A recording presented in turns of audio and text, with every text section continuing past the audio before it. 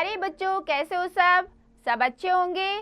तो चलिए आज का हम अपना अध्याय आरंभ करते हैं। आज हम पढ़ेंगे उपकार का वृक्ष, यानी कि वृक्ष हमारे ऊपर कितने उपकार करते हैं। तो सबको पता ही होगा वृक्ष हमारे लिए क्या क्या करते हैं। तो चलिए पाठ के माध्यम से हम पढ़ते हैं कि वृक्ष हमारे ऊपर कितने उपकार करते हैं। देखिए, उपकार कहा वृक्ष। विद्यापुरे नामनी नगर समीपे एक ग्रामे आसीत्। विद्यापुर नाम के नगर के पास एक गांव था। तस्मिन् ग्रामे एक विद्यालय आसीत्। उस गांव में एक विद्यालय था। विद्यालय वेदांतो नामनः एक अध्यापक आसीत्। विद्यालय में एक वेदांत नाम का अध्यापक था। एकदा स छात्रान् महाकवि कालिदासस्य रचितम हिमालयस्य पाठम पाठयति समय। एक बार उन्होंने छात्रों को महाकवि कालिदास द्वारा रचित हिमालय का पाठ पढ़ाया। पाठम पठित्वा छात्रा हिमालयस्य स्वरूप दर्शनाय उत्सुका अभवन्। पाठ को पढ़कर छात्र हिमालय का स्वरूप देखने के लिए उत्सुक हुए। एवं ते सव गुरुणाम सह तत्र गन्तुं प्रस्थानम् अकुर्वन्। वे अपने गुरु के साथ उस स्थान पर घूमने के लिए गए। इत्थं तेषां शैक्षणिक यात्रा प्रारम्भता अभवत्। इस प्रकार उनकी शैक्षिक यात्रा आरंभ हुई। विविधैः साधनैः ते हिमालयम् अगच्छन्। अनेक प्रकार के साधनों से वे हिमालय गए। कदाचित् वस्त्रणं दृष्ट्वा एक छात्रे गुरु पृच्छति यत् भूषणस्य कारणं किम् अस्ति। कहीं पर भूषण के देखकर एक छात्र गुरुजी से पूछता है कि भूषण का कारण क्या है। गुरु अवदत्, गुरु बोलते हैं, वृक्षाणां विनाशेव अस्य मुख्य कारणम् अस्ति। पेड़ों का विनाश ही इसका मुख्य कारण है। वो बस, हे बेटा, वृक्ष न केवलम सौंदर्यम वर्धन्ते। वृक्ष न केवल हमारा सौंदर्य बढ़ाते हैं, अपितु एतै मृत्तिका भी सुरक्षिता भवति। मृत्तिका भी मतलब मिट्टी को भी, बल्कि ये मिट्टी को भी सुरक्षित रखते हैं। वृक्षाणाम अभावे मरुस्थलस्य प्रसारस्य महती संभावना। वृक्ष के अभाव में रेगिस्तान के फैलने की बहुत संभावना होती है।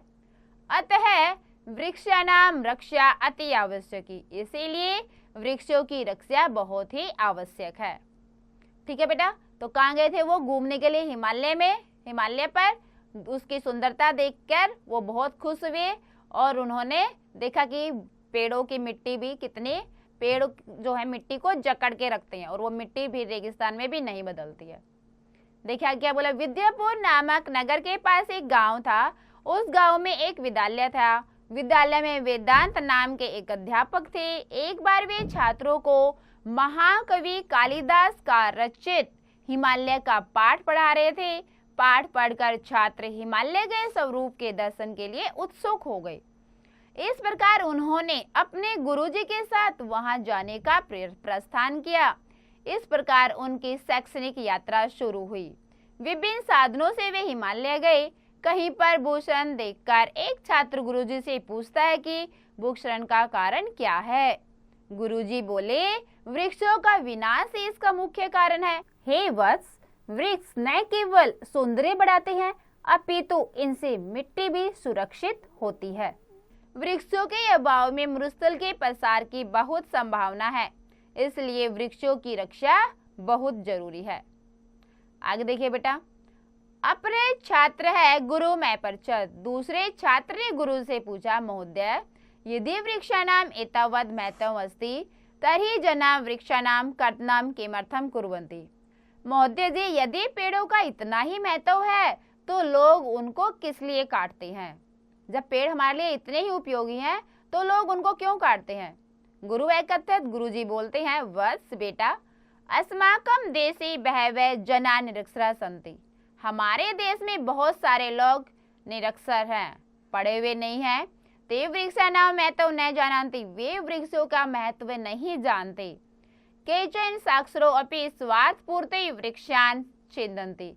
कुछ साक्षर भी, यानी कि कुछ पढ़े लिखे हैं, वो भी क्या करते हैं? अपने स्वार्थ की पूर्ति के लिए, अपने लाभ के लिए पेड़ों को काट देते हैं कि उनसे पेड़ों को लाभ हो रहा है तो वो पेड़ों को काट देते हैं, पढ़े लिखे व्यक्ति होकर भी। ते इदम न जानन्ति, वे यह नहीं जानते, यत् वृक्षेषु अपि जीवनं भवति, कि वृक्ष हमारा जीवन भी है। भवति वृक्षछेद जीव हत्या भवति, पेड़ों को काटना क्या है, किसी जीव की हत्या करना होता है। महाभारते अपि एक कथा अस्ति, महाभारत में एक कथा है। एकदा इंद्र एकम वृक्षम अछिंदत, एक बार इंद्र ने एक पेड़ को काटा। येन से जीववधस्य विश्व विख्यात है, जीववधस्य पापेन युक्त है अभवत। येन स जीववधस्य, जिसके कारण वे जीव के वध से, कि उन्होंने कोई जीव का वध किया है, इस पाप से वो युक्त हो गई। एक पेड़ के काटने पर उनके ऊपर क्या हो गया कि वो उन्होंने किसी जीव की हत्या की है। ठीक है। किम योयम विश्व विख्यात महावैज्ञानिक श्री जगदीश चंद्र बसु महोदय विषय न जानित, क्या तुम विश्व विख्यात महावैज्ञानिक श्री जगदीश चंद्र बसु महोदय के विषय में नहीं जानते हो? ये न लिखत यत वृक्षेषु अपि जीवन सत्ता अस्ति, जिन्होंने लिखा है कि वृक्ष भी हमारा जीवन है, वृक्ष हमारी जीवन सत्ता है। एक वृक्षारोपण 10 पुत्रम संभवति, एक पेड़ को पालना 10 पुत्रों के समान होता है। तो ये किसने बोला है? श्री जगदीश चंद्र बसु महोदय जी ने। आगे देखिए, दूसरे छात्र ने गुरु से पूछा, महोदय यदि वृक्षों का इतना महत्व है तो लोग इनकी कटाई क्यों करते हैं? गुरुजी ने कहा, वत्स, हमारे देश में बहुत सारे लोग निरक्षर हैं, वे वृक्षों का महत्व नहीं जानते। कुछ अक्सर भी स्वार्थ पूर्ति के लिए पेड़ों को काटते हैं, वे यह नहीं जानते कि वृक्षों में भी जीवन होता है। वृक्षों के काटने पर जीव हत्या होती है। महाभारत में भी एक कथा है, एक बार इंद्र ने एक पेड़ काटा जिससे वह जीववध के पाप से युक्त हो गया। क्या तुम विश्व विख्यात महान वैज्ञानिक श्री जगदीश चंद्र बसु जी के विषय में नहीं जानते हो, जिन्होंने लिखा है कि वृक्षों में जीव सत्ता है? एक वृक्ष लगाना 10 पुत्रों के समान होता है। आगे देखिए, अन्य छात्र अपृच्छत, दूसरे छात्र ने पूछा, वो महोदय, हे महोदय, अस्माकं शास्त्रेषु वृक्षाणां विषये किं वर्णितम् अस्ति, हमारे शास्त्रों में पेड़ों के विषय में क्या वर्णन किया गया है? कृपया अस्मिन् विषये किंचित उपदेश, कृपया इस विषय में मुझे कुछ बताइए। गुरु बोलते, वत्स शृण्वन्तु, बेटा सुनो, मत्स्य पुराण लिखितम अस्ति, मत्स्य पुराण में लिखा है कि एक वापी 10 कूप समा भवति, कि एक बावड़ी है वो 10 कुओं के समान होती है। एक बावड़ी, उसमें इतना पानी कि उसमें 10 कुएं भर सकते हैं, 10 कुओं के समान होती है। एक हृदय 10 वापी समो भवति, और एक तालाब 10 बावड़ियों के समान होता है, कि एक तालाब से 10 बावड़ियां हो सकती हैं। एक पुत्र 10 हृदय समो भवति, और एक पुत्र 10 तालाबों के समान होता है। एक वृक्ष 10 पुत्रों समो भवति, और एक वृक्ष 10 पुत्रों के समान होता है। एक पेड़ कितने पुत्रों के समान होता है? 10 पुत्रों के समान। अतः यथासंभव वृक्षाणां संरक्षणं संवर्धनम च करणीयम्, इसीलिए यथासंभव, जितना संभव हो सके, वृक्षों का संरक्षण और संवर्धन करना चाहिए, वृक्षों की रक्षा करनी चाहिए जितना तुम कर सकते हो। छात्र बोलते हैं, महोदय वृक्षाणां महत्वम अस्माभिः ज्ञातम, हमने वृक्षों के महत्व के बारे में जान लिया है। वयम सर्वे अपि सवघरे एक वृक्षारोपणं करिष्यामः, हम सब भी अपने अपने घर में एक वृक्ष लगाएंगे। तेषां संरक्षणं च करिष्यामः, और उनका संरक्षण करेंगे, उनकी देखरेख करेंगे, पालन पोषण करेंगे। तो बेटा चलिए अब हम करते हैं अभ्यास कार्य। अभ्यास देखते हैं। पहला प्रश्न देखिए, क्या निम्नलिखित नाम प्रश्नानाम उत्तराणि संस्कृते लिखत, निम्नलिखित प्रश्नों के उत्तर दीजिए। तो क्या करना है, हमें पहले प्रश्नों के उत्तर देने हैं। पहला प्रश्न क्या हमारा, ग्राम में कुत्रे आसित, गांव कहाँ था? तो गांव कहाँ था? पाठ में हमने पढ़ा गांव कहाँ था, गांव था नगर के समीप में, विद्यापुर नामक नगर के समीप में। तो क्या लिखेंगे हम, विद्यापुर नामने नगर समीपे ग्राम है आसित। ठीक है बेटा। दूसरा प्रश्न क्या हमारा देखिए, दूसरा है, छात्रा गुरुनाम सह कुत्र अगच्छन्, छात्र गुरु के साथ कहाँ गए? तो कहाँ गए थे छात्र गुरु के साथ? हिमालय की सुंदरता देखने। ठीक है। तो क्या लिखेंगे हम, छात्रा गुरुणाम सह हिमालय से स्वरूप दर्शनाय आगच्छन। हिमालय स्वरूप के दर्शन के लिए, उसके स्वरूप को देखने के लिए। ठीक है, अगला प्रश्न देखिए क्या हमारा तीसरा प्रश्न हमारा भूषणक्षणम कारणम किम अस्ति। भूक्षरण का कार्य क्या है? तो क्या लिखेंगे? भूक्षरण से कारणम वृक्ष विनाशाय अस्ति, वृक्षों को नष्ट करना। एका वापी कीदृशा भवति।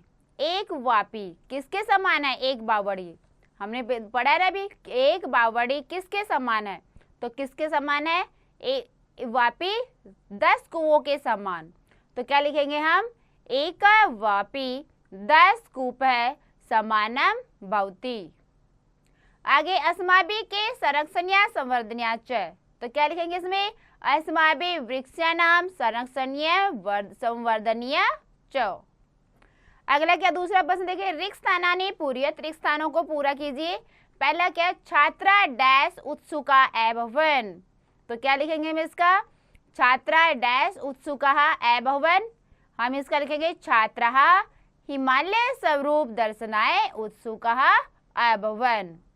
ठीक है बेटा, दूसरा रिक्त स्थान क्या है हमारा? देखिए दूसरा, वृक्ष डैश अपि सुरक्षिता भवति। वृक्ष डैश अपि सुरक्षिता भवति। तो हम इसमें क्या लिखेंगे? वृक्ष मृत्तिका अपि सुरक्षिता भवति। ठीक है बेटा, तीसरा क्या है रिक्त स्थान हमारा? देखिए ते डैश महत्वम न जानन्ति। तो इसमें क्या लिखेंगे? ते वृक्षाणाम महत्वम न जानन्ति। वृक्षाणाम डैश च करणीयम। क्या लिखेंगे इसमें? वृक्षाणाम संरक्षणीयम संवर्धनीयम च करणीयम। आगे क्या देखिए, वयम स्व डैश रोपणम करिष्यामि। तो इसमें क्या लिखेंगे हम इसका? वयम स्व डैश रोपणम वृक्षामि। वयम स्व अपि स्वगृहे एककम वृक्षारोपणम करिष्यामि। ठीक है, हम अपने घर में एक एक पेड़ लगाएंगे। ठीक है बेटा, अगला क्या देखिए हमारा तीसरा प्रश्न में क्या? निम्नलिखित नाम वाक्यानेम संशोधित। निम्नलिखित वाक्यों को शुद्ध कीजिए। वाक्यों को शुद्ध करना है हमें। पहला देखिए क्या? तस्य नगर समीपम एक ग्राम आसीत्। ठीक है, तो हम इसका क्या करेंगे? तस्य नगरस्य समीपे, नगर समीपे एक ग्राम आसीत्। एक का क्या हो जाएगा? एक ग्राम आसीत्। अप्रे छात्रा गुरुनाम अपृच्छत्। गुरुणा अपृच्छत्। तो इसका क्या लिखेंगे हम? अप्रे छात्रा गुरुनाम गुरुम अपृच्छत्, गुरु को। ठीक है, तो क्या लिखेंगे? अप्रे छात्रा गुरुम अपृच्छत्। आगे है अस्माकं देशे बहवे जना निरक्षरा अस्ति। तो इसका क्या करेंगे हम? इसका अस्माकं देशम बहवे जन्हा निरक्षरा सन्ति। अगला कहते विविधै साधनै हिमालयम गच्छन्। तो इसका क्या लिखेंगे हम? ते विविधै साधनै हिमालयम गच्छम। वे विविध साधनों से हिमालय पर गए। तो क्या लिखेंगे हम इसका? ते विविधै साधनै हिमालयम अगच्छन्। ठीक है, क्या हो जाएगा इसका? अगच्छन्। अगला देखिए क्या है? अगला है वयम वृक्षान सरीक्षम। तो इसमें क्या लिखेंगे हम? वयम वृक्षान संरक्षणीय। ठीक है, वयम वृक्षान संरक्षणीय। आगे क्वेश्चन नंबर 4 प्रश्न 4, सम्यक विकल्पम चुनोत। सही विकल्प चुनिए। पहला क्या देखिए? दर्शनाय इतस्मिन् पदे कथम कारक है। दर्शनाय, इसमें कौन सा कारक है? दर्शन के लिए। तो कौन सा कारक हो गया यहाँ पे? संप्रदान कारक। संप्रदान कारकम संप्रदान कारक। अगला छिन्दन्ति इतस्मिन् क्रिया शब्दे वचनम प्रयुक्तम। इसमें इस क्रिया शब्द में वचन कौन सा है? तो कौन सा वचन होगा यहाँ पे? बहुवचनम। आगे बेटा करणीयम इतस्मिन् प्रत्यय अस्ति। अगला करणीयम इतस्मिन् प्रत्यय अस्ति। इसमें प्रत्यय कौन सी है? कत प्रत्यय। ठीक है बेटा, अगला क्या? प्रश्न 6, संस्कृते अनुवादम कुरु। संस्कृत में अनुवाद करना है। पहला क्या है? कालिदास संस्कृत भाषा के महान कवि थे। तो क्या लिखेंगे हम? कालिदास संस्कृत भाषायाम महान कवि आसीत्। कालिदास ने हिमालय का वर्णन किया था। कालिदास है हिमालय से वर्णनम अकरोत्। अगला बेटा, अध्यापक ने छात्रों को वृक्षों की महत्ता बताई। तो इसका क्या लिखेंगे हम? गुरु नाम छात्रा नाम वृक्ष नाम महत्वम दर्शितम। अगला है बेटा, वृक्षों से मिट्टी भी सुरक्षित रहती है। ठीक है, तो इसका हम क्या लिखेंगे? वृक्षों से मिट्टी भी सुरक्षित रहती है। तो इसका क्या लिखेंगे हम? वृक्षे मृत्तिकाया सुरक्षितम अभवत्। ठीक है, वृक्षे मृत्तिकायाम सुरक्षितम अभवत्। अगला है बेटा, अगला है हमारा वाक्य है, वृक्षों की रक्षा आवश्यक है। तो क्या लिखेंगे? बस वृक्षों की वृक्षाणाम रक्षाम आवश्यकम अस्ति। आगे बेटा प्रश्न 7, वाक्यानि रचत, वाक्य बनाइए। पहला क्या है? कारणम। ठीक है, कारणम से हमें वाक्य बनाना है। वाक्य बनाना इन सभी शब्दों की सहायता से हम, पहला है कारणम, तो कारणम से हमें वाक्य बनाना है। कारणम से क्या बनाएंगे? वृक्षाणाम विनाशे अस्य मुख्य कारणम अस्ति। ठीक है, वृक्षाणाम विनाशे अस्य मुख्य कारणम अस्ति। अगला बेटा हमारा दूसरा शब्द क्या है? हिमालयस्य। तो क्या लिखेंगे इसका? हिमालयस्य शोभा अति रमणीया भवति। तीसरा है वत्स। वत्स से क्या बनाएंगे हम वाक्य? वत्स ध्यानेन शृणु, ध्यान से सुनो। मृत्तिका। ठीक है, मृत्तिका से क्या बनाएंगे? वृक्षाणाम मृत्तिकायाम अपि सुरक्षिता भवति। दर्शनाय। दर्शनाय से क्या बनाएंगे? जना हिमालयस्य शोभा दर्शनाय तत्र आगच्छन्ति। आगे बेटा समानार्थक शब्द समानार्थी शब्द लिखने हमें। पहला क्या है? अध्यापक। अध्यापक का क्या बनाएंगे हम समानार्थी शब्द? शिक्षक है। सह साथ में, तो इसका क्या बनाएंगे हम? संगम। वत्स पुत्र, वृक्ष विटप, जलम नीर, रक्षा सुरक्षा। ठीक है बेटा, आगे है देखिए क्रियात्मक गतिविधि। इसमें क्या करना है आपको? क्रिएटिव एक्टिविटी में निम्नांकित वृक्षाणाम नामानि महत्तम च लिखत। तो ये देखिए पिक्चर में, तस्वीर में आपको 4 पेड़ दिए गए हैं। उनका क्या करना है आपको? इन वृक्षों के नाम लिखने हैं और आपको इनका महत्व बताना है कि इनका क्या महत्व है। तो बेटा ये एक्टिविटी है आपकी, ये क्रियात्मक गतिविधि करनी है आपको। तो बेटा वृक्षों के बारे में हमने पढ़ा कि कितना हमारे लिए लाभदायक होते हैं पेड़, और पेड़ों की सुरक्षा में एक अवश्य करनी चाहिए, और हमें अपने घर में भी एक पेड़ जरूर लगाना चाहिए और उसकी अच्छे से देखरेख करनी चाहिए, क्योंकि पेड़ तो हमारे लिए जीवन के लिए बहुत ही उपयोगी है। तो बेटा सबको ये पाठ समझ में आया होगा, तो आप एक बार और इसका दोबारा से अभ्यास अवश्य करें।